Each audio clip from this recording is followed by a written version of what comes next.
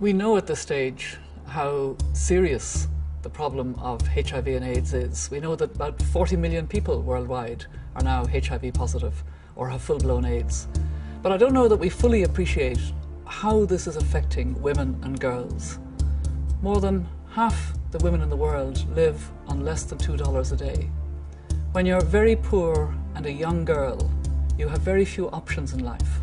And having sex may be one of those options, even for food sometimes, or to get grades at school, or you will be raped. So all the context for women and girls is one of it being very difficult to have proper prevention and being even more difficult to have access to treatment.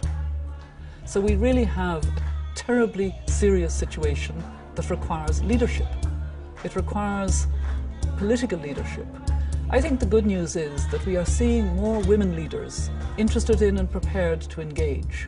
And it's important that we hear the voices of women leaders and that they give the kind of leadership that is needed. And this programme is about providing women leaders with an opportunity to show what they are doing and to encourage more women leaders and more women generally to realise that this issue is an issue of life and death to women and girls around the world, and it's happening on our watch. What we want in this session is no description about HIV/AIDS, because we all know the description about HIV/AIDS. But we want to look at what is it that is a solution that works.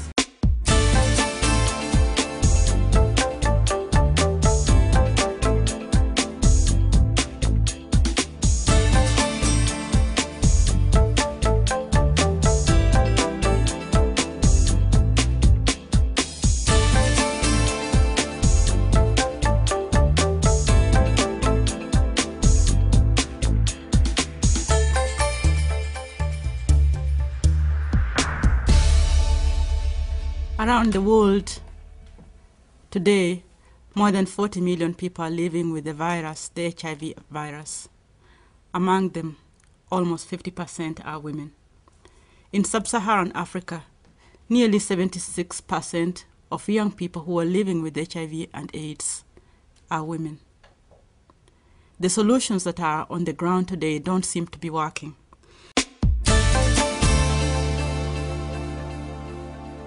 What is the one solution you would provide for preventing HIV infection among women and girls in the next 5 years?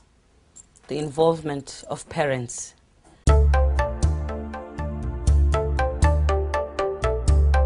Parents have not been canvassed in their own right. It's very well known that parents don't talk to their children about sex. Parents, though, don't want their children to die or to be infected by a deadly disease. So it is going to need us to send them very strong messages that will mobilize them. Do you see that working in Malaysia? I think, yes, I do agree that we have to engage parents, but I think we have to find different ways. Parents are a diverse group, they are busy, and they think that this is the job of teachers. So it needs a collaboration of parents and teachers, I think, perhaps through parent-teacher associations. In my country, every school has to have a PTA, and it's a route to reaching both sides of the adult equation. Second time, trained parents, they know, but they don't know what to tell young people. Parents need to be supported, trained and sensitized. And the two issues that we have to look at here are couple dialogue and parent-to-child communication. We find that if you cannot dialogue between the two partners, then there is a way HIV will come into your home. So we need to promote couple dialogue. We also need to promote parent-to-child communication. This means that parents will be able to communicate to their adolescent children or youth, and therefore that will be a prevention of HIV in the youth. I'd like to react to what was said in terms of parents and their role and the teachers and their role. I think this can only happen if you can keep girls in school.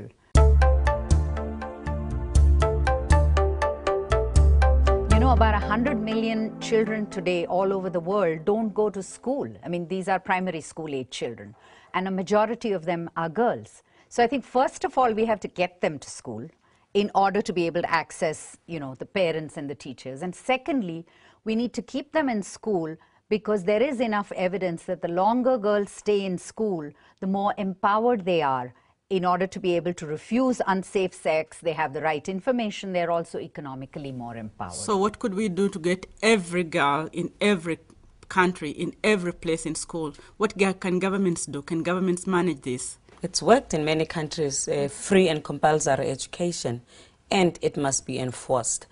I mean, in my country, which is also a developing country, now 95% of the children who should be in school do go to school. And then you have to deal with the quality of the education that is given also. You know, getting them in school is one thing, and making sure that this sort of information is in the syllabus is the other thing.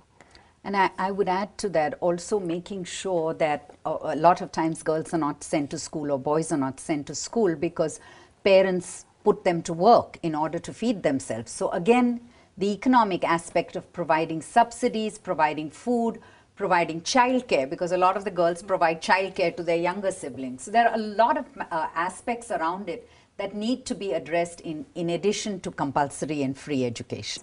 There's no one real source that adolescents prefer for accessing HIV and sexual and reproductive health information, but they really prize accurate, confidential sources. And so schools are really well placed to provide information for young people. Here is an interesting solution, that the government should invest in sustaining children in schools. So what we want to emphasize as a solution is schools, schools, schools. Every child must go to school. The majority of them think that sex education should be taught in schools. So we have two strategies on the table. Get parents involved. Get all the girls in school and let them stay in the school. What is the strategy you put on the table? It's one thing to provide education, but as long as they're surrounded by ideas about gender stereotypes that limit their ability to act on the information that they have, then it's still not going to help them. In my country, where girls are very, very educated, they're still vulnerable because the gender dynamics are the same old traditional way. They cannot refuse sex, safe sex, hard to negotiate. So I think there needs to be a way of challenging the stereotypes. Yeah, I would agree. I don't think that any one of us would think of education or anything that should just go in isolation. It's always going to be a multi-pronged approach. Unless we address the inequality, I don't think we are going to reduce the vulnerability of women and girls to HIV/AIDS. We have to look at in terms of how children are raised. I was raised in an environment where I was told by my father that men and women were equal and that I had a say. But if we are saying that women are more vulnerable to infection because they don't have the same autonomy as men to exercise and to choose safer sex practices, then let's give them technologies that they can use without the intervention of men. And therefore supporting legal legislation that will give them the protection that they need. Not only just the legal, the enforcement aspects will be really critical. I think that while we may want to pay particular attention to the girls because they tend to be the biggest victims, in the education system we must reach the boy child as well, because we also need to make sure that we also help them to take responsibility, because then we reduce the burden of the girls to have to negotiate with a boy who comes from the cold on this issue. Yes. I think in the case of boys in particular, because there's such a sort of culture of masculinity that surrounds them, the world of sports, you name it, you know, the world of films, everything, there are far too many pressures in the world that they deal with for them to even want to move even a little bit towards going beyond gender stereotypes. So I think a much bigger effort needs to be made for young boys, because I think they're our future. My contribution is being very deliberate to include boys and men in all our discussions and interventions. I would have mandatory classes for men on how they can support their wives and their sisters and their mothers. I mean, I think that I think we can't look at young women without looking at young men. We can't look at how, what information are young men getting? What information do they have about their sexual and reproductive health and about, their own power and gender expectations? The best way you can help a child is by making sure, particularly in high prevalence countries, is to keep their parents alive first of all, before, which means to make sure that they have access to treatment. She's mainly given him herbal treatment because he's been having a problem with syphilis of late. So she's been using medicinal plants to treat him. The whole family has been infected with syphilis of late. They keep getting skin rashes and on and off fevers. The caregiver has helped them a lot with the herbal medicinal plants for treatment. He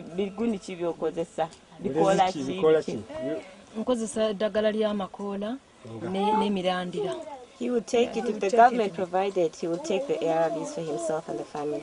The drugs, I think we need to have universal access to treatment. That's a must, and we should push for that. Anybody who needs drugs today should be able to get them free. And that's what we are fighting for as activists, that the drugs should be free for those who need it. We can get people access to treatment, because there's nothing like seeing someone who's HIV positive, who's a healthy, productive member of their community. You can easily justify when you've got to, for instance, provide microcredit to HIV positive parents and families, because by supporting this family, you're actually assisting society to have somebody to look after this family, that if you don't do it, this parent goes, then society then has a bigger debt. Can you see microcredit being spread around to all of the families of the infected people? Currently 40 million people having access to microcredit? Maybe not 40 million, but I not think all of them want to be entrepreneurs. Yeah. Not all of them may need it. I Yeah. think that's another factor we need to keep in But mind. it should be one strategy. I mean, we in my country, my foundation does a small microcredit program, and it's worked really, really well. But to bring it to a larger scale, where the whole of society understands that this is a good thing to do, because it will benefit all of society and not just as an experimental pilot program. Yeah, because the ability of the family to be self-sustaining, for instance, is important for them to be able to have a nutritious meal. Yeah. So lack of money means all these other things that are critical for wellness impossible. And I think that history shows that women also use their credit very responsibly. So it's a good investment. From what I'm hearing right now from almost everybody, that the economic empowerment of women and girls is top on the list.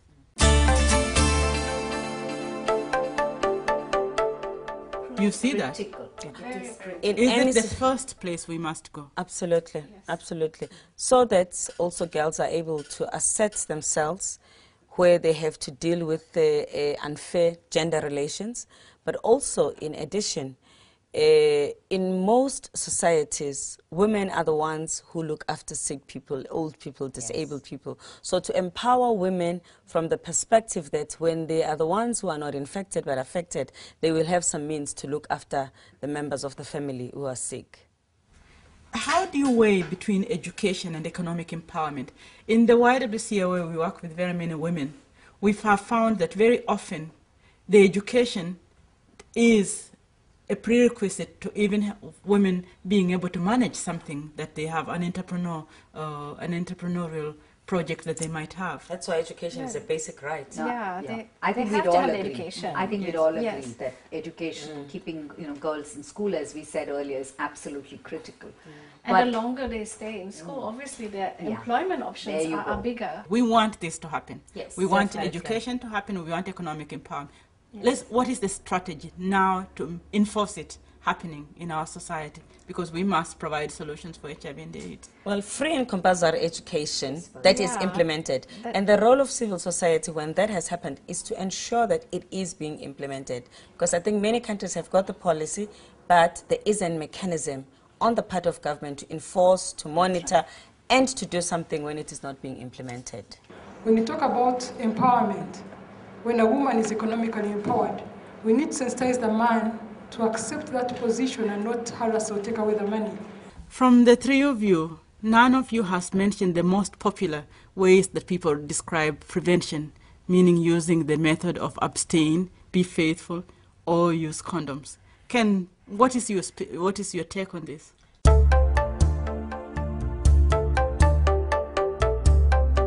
While, you know, abstinence, being faithful, and using condoms is the standard strategy, it's a strategy where you clearly find women not empowered enough to practice any of those three. I think that's what we're all trying to say. So as a result, while we're not disassociating, you know, ourselves with these three messages, they're important, you need something more for girls. You need something more for women other than just telling them these three messages, because their reality doesn't enable them to practice many of these. Because if women cannot negotiate fair sexual relations, then they don't have an option to abstain. If they are not the ones who are in many cases unfaithful, then they don't have control. They are not the ones who use condoms. So these three methods are dependent on men being nice. We can continue to challenge the traditional prevention methods and push for those things that really will make a difference for women. As I said, keeping them in school, reducing violence, protecting their property and inheritance rights. Despite the fact that I know the consequences, there is that part of it all, curiosity. To the young ones, those ones who are just entering adolescence, they acquire AIDS despite the fact that they know that through having sex, unprotected sex, you can get AIDS. They can acquire it because they want to enjoy that part of it, or they say, sex, what does sex mean? How is it? How is it felt? So that person can go in for sex and she gets AIDS, well knowing that through unprotected sex she can get AIDS. I get perturbed in this country when we start hearing, if you remain a virgin, you will get a scholarship to go and get further studies. Surely, don't you think you are even causing the girl in northern Uganda who was raped without her, consent, to get out of that scholarship issue? How is she going to deal with that? You are even causing more stigma for those who are infected. It looks as if because they're infected, they are not supposed to get any more services. So until our government sort out that issue, I'm not seeing any other solution. And then if you live in an environment where there's a lot of violence against women, all of these things are thrown out the window. There's no way it is relevant. Talk a little bit about the relationship between violence against women and the prevention on HIV and AIDS.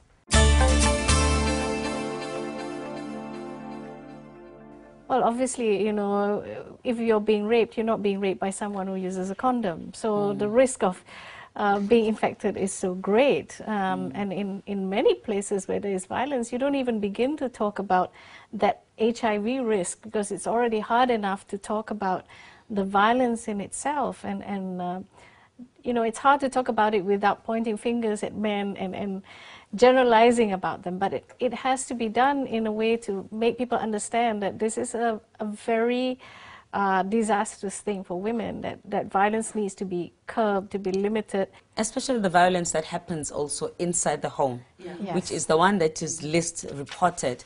Violence within relationships. When a woman is married to a man and she has reasons to suspect that he is not practicing safe sex and he is not faithful, and that woman is forced then to have sex with that man, I mean, that kind of violence is probably one of the most difficult for a woman to actually take up. The solution will be better support structures so that women do have alternatives when they say no. In some districts in Uganda, women are going for treatment and the husband waits at home and says, we have to share this drug.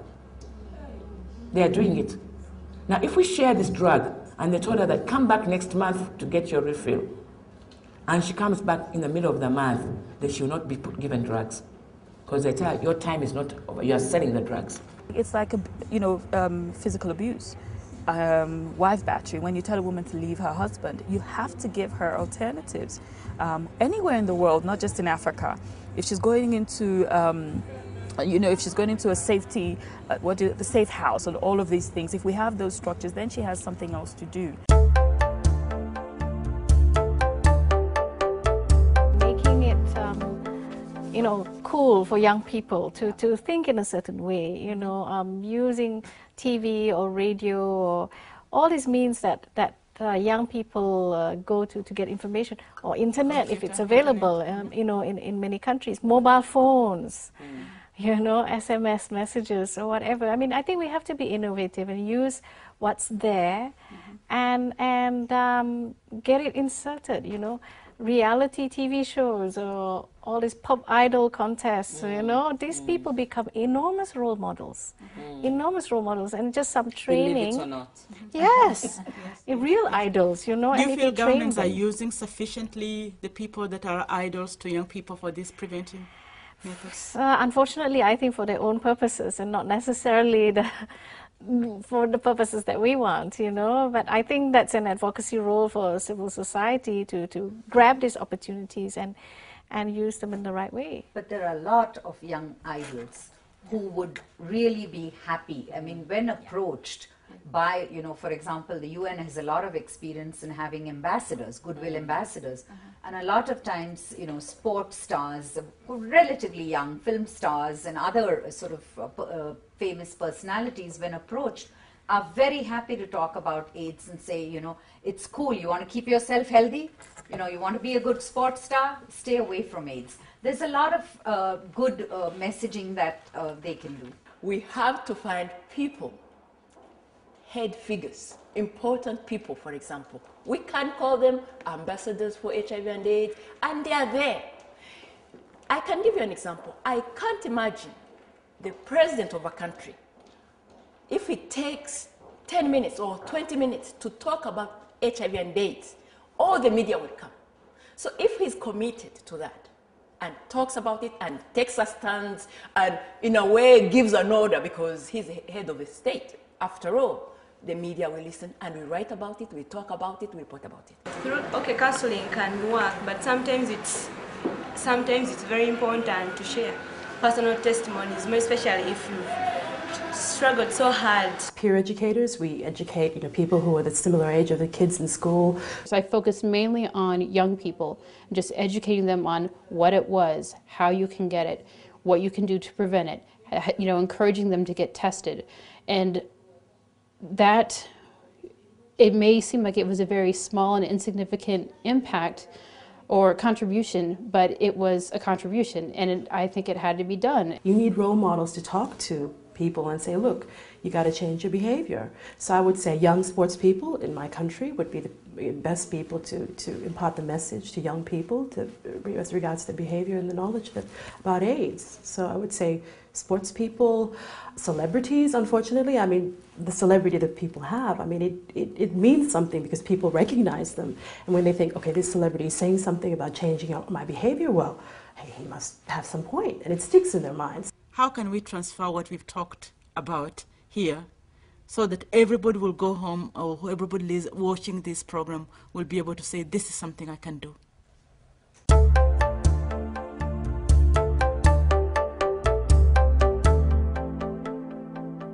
Yeah, I think that everybody has a role to play. They may not understand what their role is right now, and the job of the government perhaps, is to make everyone understand they have a role to play. And it's not going to be a new role. It's what they've always been doing.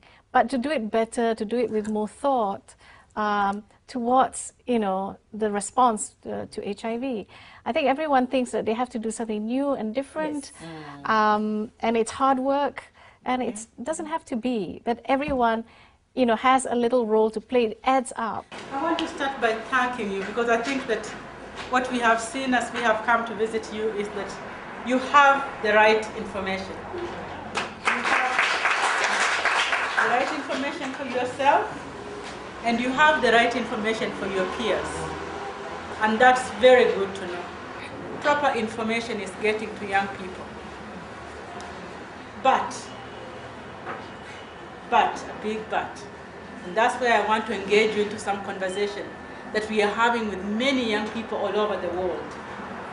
Why is the infection still high among us when we know the facts, and especially among young people.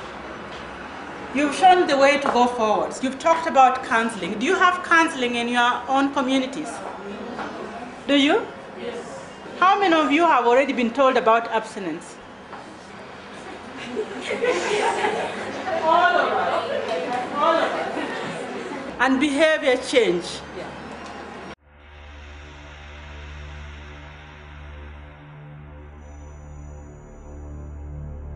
Our solution is concentrate on the grassroots, empower them, give them education, and give them knowledge. I think on the continent, the first thing we need to do is remove the taboo of sex. I think we need to talk about not just the taboo about talking about sex, but the taboo about being open, about being positive. And talking about sex openly. Even in schools, they have to form clubs so that they are able to address issues that are concerned, like HIV/AIDS and even other related issues. What we've learned in South Africa is that unless there's effective treatment, continuous treatment and support, it's everything else that you do, awareness raising and prevention, actually doesn't have impact. And we need to empower people living with HIV/AIDS to come out, share their experiences, to encourage those others down there who are suffering due to self-stigma, family stigma, community stigma, and workplace stigma. It's very important to have people who are positive, who live with the disease, who lose people from the disease, to be able to talk and to talk with leadership and in that way empower others to confront the disease. There is no way we are going to solve this unless government leadership takes HIV/AIDS as a priority. In terms of resource allocation, care, right policies, reduction of poverty, and the whole issue of peace. We must work with one strategy, one coordination mechanism, and one funding structure. We know that nutrition plays a big role in adherence, and most of these drugs, for those of us who are on them, we know how much we can eat. They really give you a very high appetite. And I know one time interacting with some of the women at TASO not too long ago, one of the challenges they were having was they were on treatment, but they were no longer getting food from World Food Program. And many of them were like, should we really continue with these drugs if we cannot get the food? Many parents are not open with their children, that is especially with the young people. So it is the young people are left to learn by themselves. So also promoting this kind of dialogue between the parents and their children. Please, if you're going to use a condom, have the light on. No, it's not expired. Because you just close your eyes, you let your partner put on the condom. You don't even check whether it's expired or not.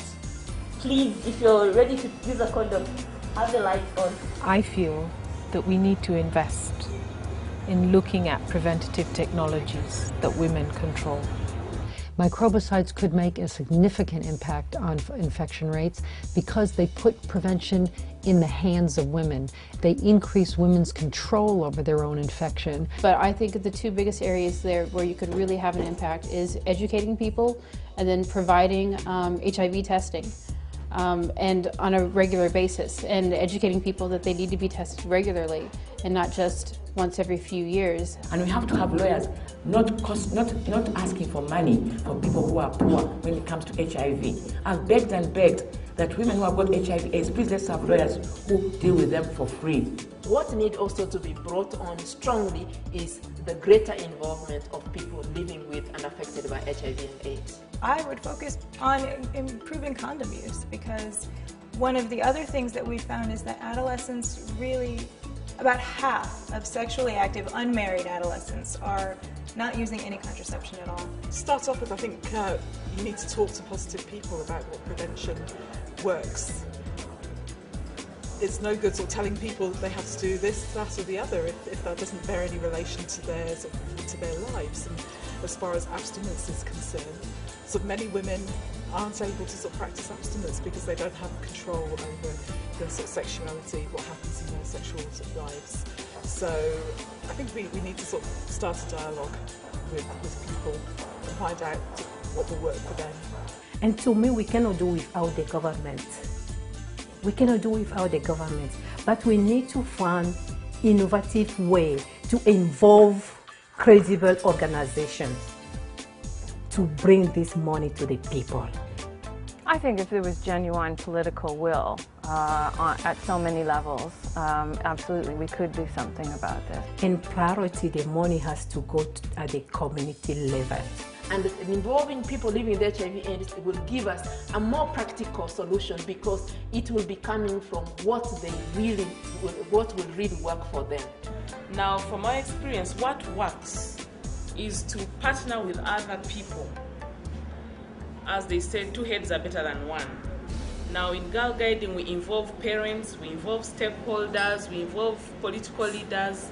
Everybody is involved in our activities.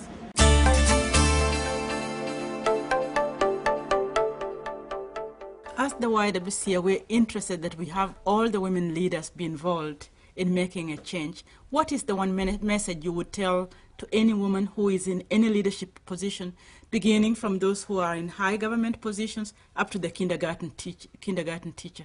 What is the messages you would have for them? Well, I would say non-involvement is not an option. Yes.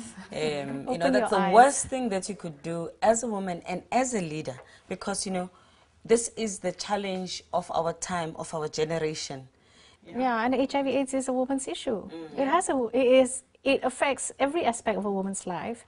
All the women's issues somehow. It is the ultimate result of not dealing with women's issues. It is the worst ultimate result. You know, if you haven't been dealing with gender inequality, with violence against women, and all these sorts of things, this is what happens. And I think if I could get, you know, women leaders to even talk about AIDS, no matter what they were speaking on. Yeah. Because everything, I mean, Madam Deputy President can tell you that, everything that, you know, you're called upon to speak on in terms of not just women's issues, just general social issues, there's a linkage with AIDS. You can fit it in. You can fit it in, speak about it, talk about it. You become the voice, in a sense of, you know, educating people, getting people interested, even those who've never heard about it. We are shouters. Why are we shouters? If we're not shouters, the drugs today, which the ARV drugs today will be costing about $3,000 per month. If we do not shout, we went outside this country, we shouted at the drug manufacturers, we shouted at the people who are, the American people who had the first formula and said we need the drugs to come down in cost. And that's why people are able to afford drugs. What we are doing is to tie HIV to gender and governance, because if we get more women to the decision-making positions at different levels, right from the local authorities, like the school committees, the churches and all that, then they will articulate their issues and, you know, have a say in, you know, that will change some of these policies. Just as we talked about women leaders, I mean, I think we need to ask ourselves, you know, what would we be looking at from different sectors? And I think, you know, if you were to ask men,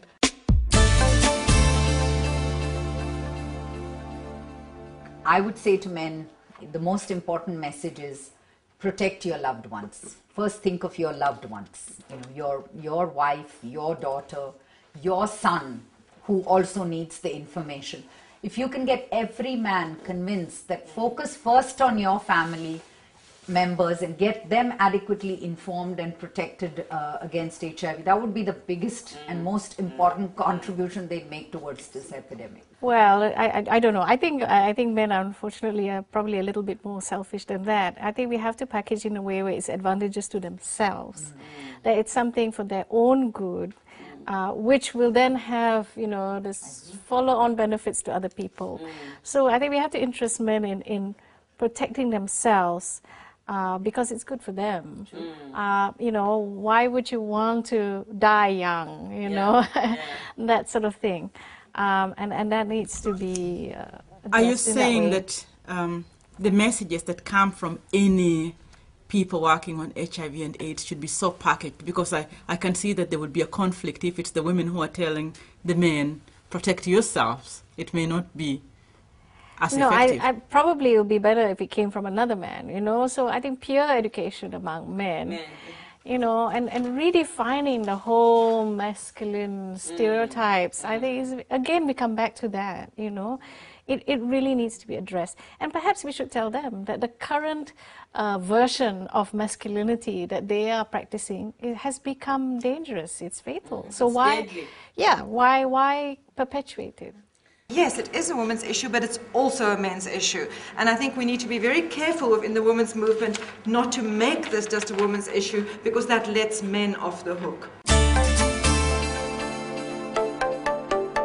The other argument for the business sector is also the fact that their employees, if they first start with their own employees, forget about the rest, let them first start with their own employees.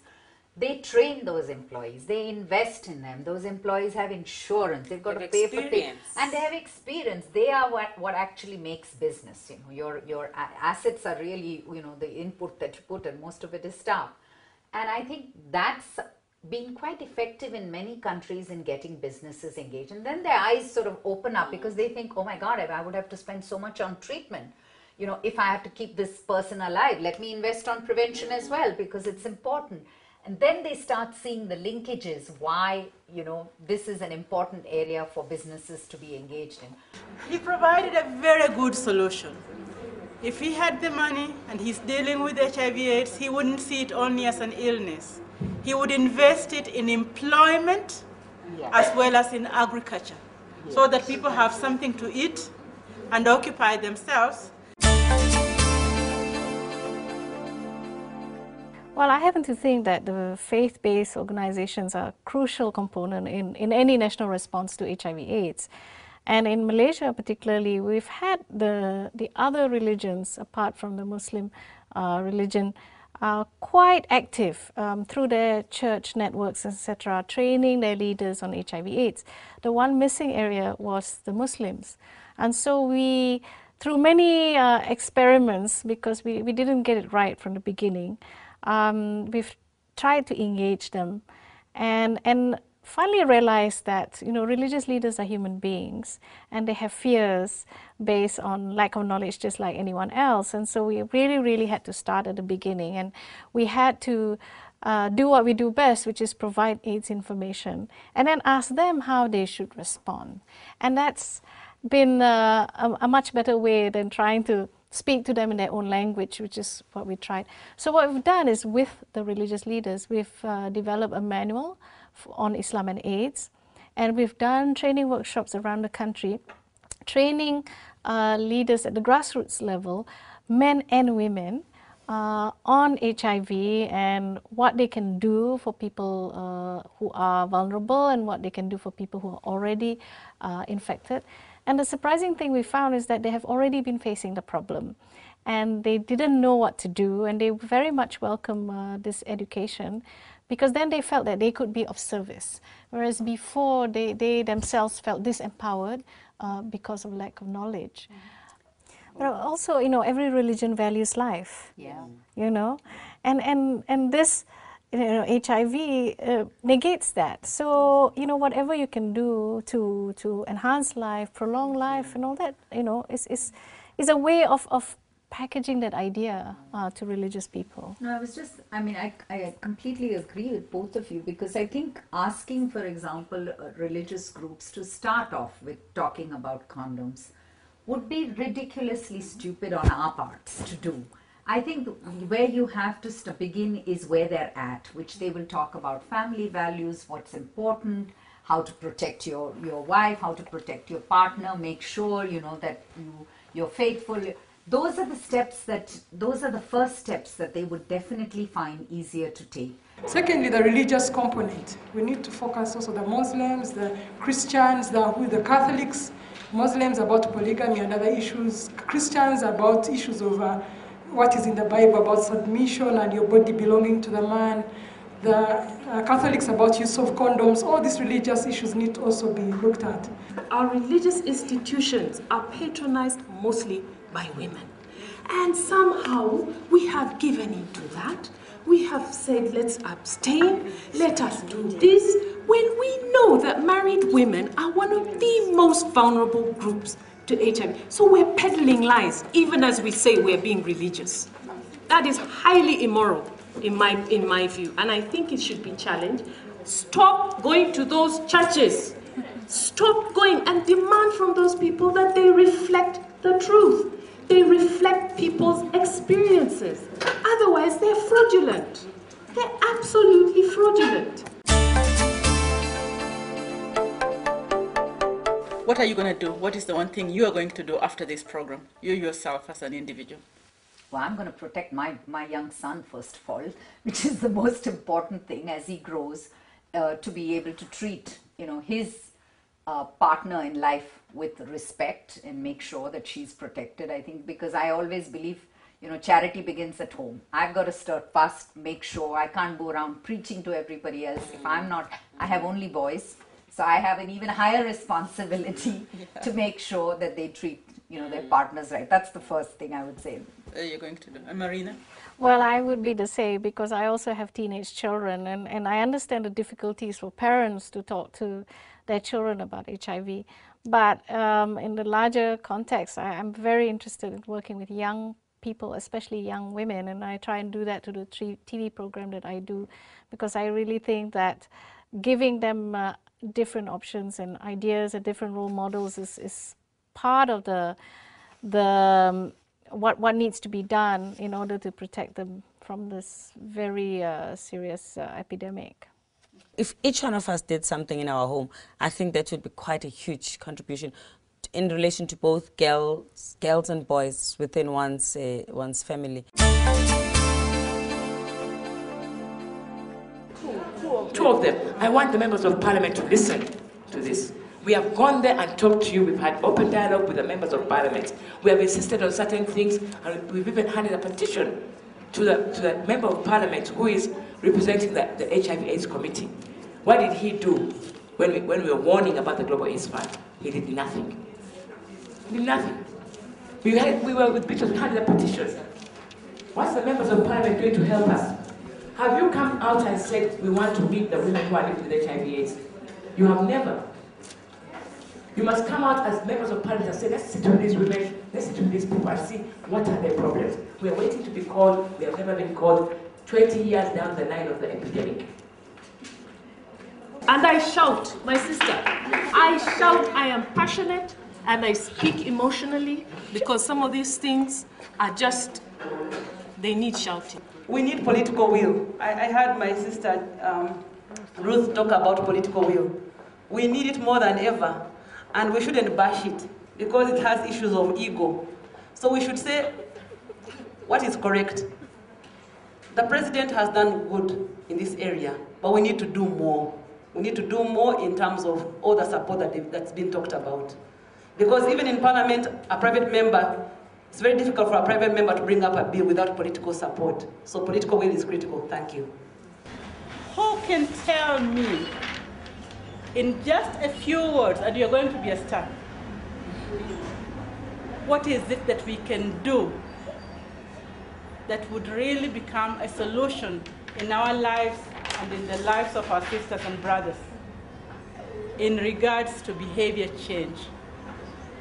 I want the star. We should reflect back into ourselves and then use our life skills. All of us here have life skills, yes?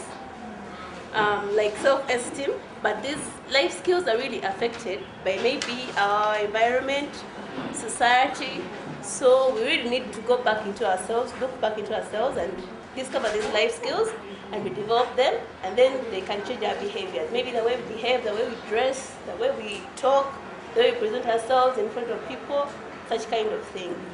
They wanted, for example, exercise books, which have the message within the exercise books, because these are part of their activity, their daily activity. They go to school every day, they are reading, they are revising.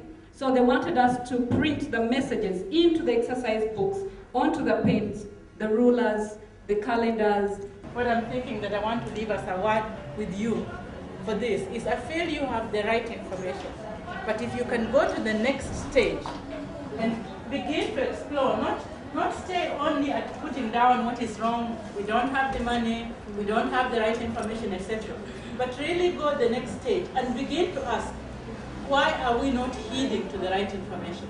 The three most important solutions that I've had, which have been expanded in various ways, is one, to change the individual ways of thinking, and then make change at the family level, and then go to the whole of the societal level. And this change should come through the strategy of empowering people with the right information at all of this level, education that is universal for all children, boys and girls, wherever they are, also education that reaches out, packaged for people who are not in schools or informal systems, and to make sure that economic empowerment accompanies every effort of prevention that is to be there. I think as a country we need to be angry. We need to support and to apologize to those women whom we have not supported in the past loudly enough when they have shouted out for their fellow women. I would like to say that if I had the $6 million, I would invest it in empowering women to be able to get to a point where they can say no to unsafe sex, where they can know what they need for their own lives without having a man in their life. With or without a man, they can take care of their own lives. And I would invest it in an education that starts right from their childhood, so that our girl children and our boy children are not condemned to the realities that our people are living in. On a community level, I really think that, I come from a grassroots organizing perspective, where in order to really affect change, you need to do the absolute basics and sometimes the bare minimum, which is very hard for a lot of people because they want to think of things in this macro, global, international capacity. Right now, we're sending a lot of information to young people that's a little conflicting. I mean, adolescents around the world, hear, if you're young, you shouldn't be having sex, or if you're not married, you shouldn't be having sex. So if that's the message that young people are hearing, it's difficult to also then promote condom use. So we need to be really open about the fact that adolescents are having sex, and so reducing some of the stigma and shame that they feel because they feel they shouldn't be. And so then they're not accessing services that they need. At first, when she had just discovered that she has the virus, when she had the rashes and she was taken for test and came back, her colleagues could isolate her and they were fearing to sit with her in the same desk. But when the teachers discovered that, they called her and counseled her and even told her colleagues. So they are free with her and she feels free with the friends. In fact, she's going to senior one, like I told you, and she was among the best pupils in their class. She got 17. The tricky thing with HIV is that it's so wrapped up in sexuality, and we're all so uncomfortable about talking about sex. So how to open that up so that we feel that it's something that we can talk about around the table in a variety of settings still has a long way to go. But I think by beginning with ourselves, individually, talking about these things with our friends and family, with our colleagues and co-workers, the places we belong, like our churches or our community groups, we need to start opening up these subjects so that they're no longer taboo. And to me, it's not always to talk about money. It's about empowering people to be able to have the money that they need. Let's just take the example of water. If you are giving somebody 10 million for water, this is the money for water, and then the person doesn't have any way, any knowledge how to dig and get water, do you think that the money will really help the person to get water that we need today in the world? He's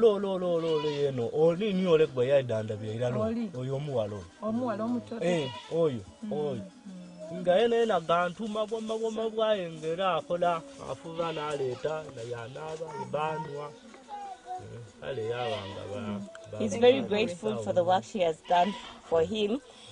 She helped him whenever he's in pain or in difficulty, his aunt has helped him. She prepares for him food at times. She brings him the herbal medicine when she's cooked the leaves and gives him the drink.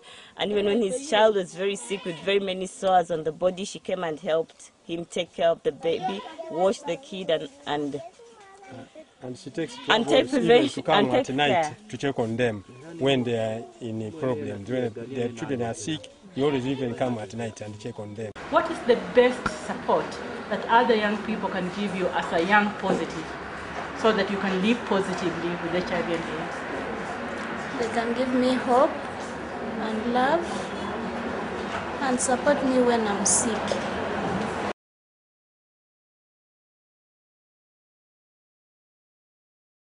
And when you grow up, what do you want to do? I want to be a doctor. You want to be a doctor?